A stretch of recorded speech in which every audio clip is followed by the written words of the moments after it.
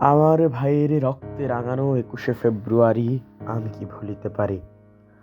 আব্দুল গফফার চৌধুরীর অমর কলমে লেখা সেই গান, আলতাফ মাহমুদের হৃদয় ছোঁয়া সেই সুর আজও আমাদের জাতির আত্মাকে আলোড়িত করে। পৃথিবীর নানা প্রান্তে যখন ভাষার অধিকারের কথা ওঠে, তখনই বাঙালির এই সংগ্রাম ইতিহাসের পাতায় আলো জ্বলে ওঠে।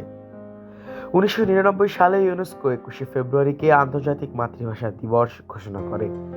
২০০২ সালে জাতিসংঘ এটিকে আনুষ্ঠানিক স্বীকৃতি দেয়।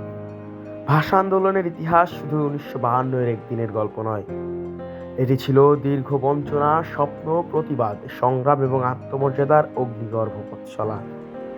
২১-এর ভোরে যখন শহীদ মিনার মুখী মানুষের পদধ্বনি শোনা যায়, তখন বুঝতে পারি এ দিনটি শুধু স্মরণ নয়, এটি বাঙালির আত্মপরিচয়ের পুনর্জাগরণ।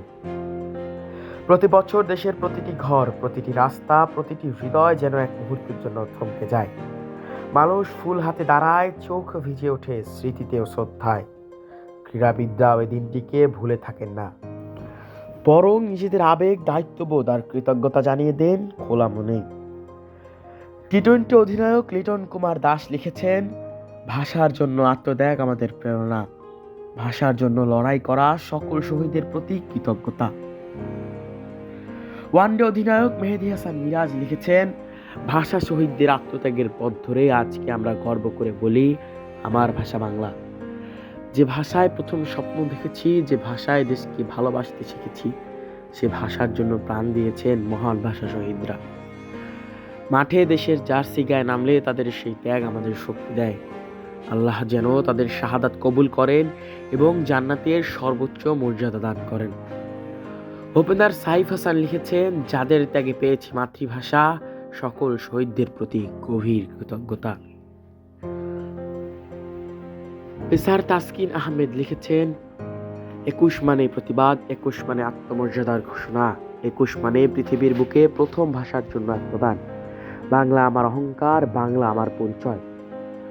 তরুণ পেসার শরীফুল ইসলাম লিখেছেন, আমার ভাইয়ের রক্তে রাঙানো ২১শে ফেব্রুয়ারি আমি কি ভুলিতে পারি। ভাষা শহীদদের প্রতি জানাই বিনম্র শ্রদ্ধা।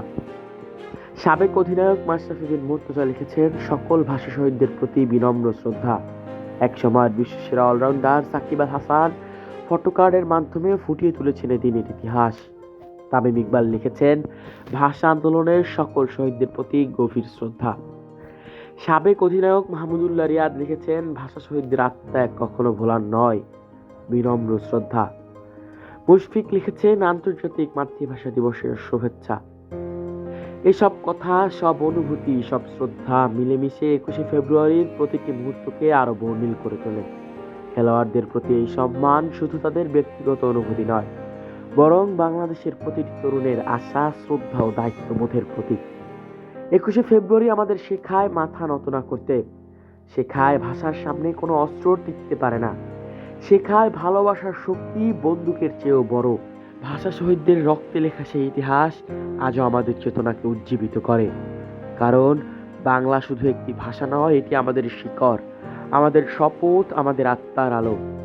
এই আলোই আমাদের এগিয়ে নিয়ে যাবে যতদিন পৃথিবীতে উচ্চারিত হবে একটাই পবিত্র শব্দ, বাংলা। আর ২১-এর কৃষ্ণচূড়া আমাদের চেতনার রং। Safwan Mallick, on field.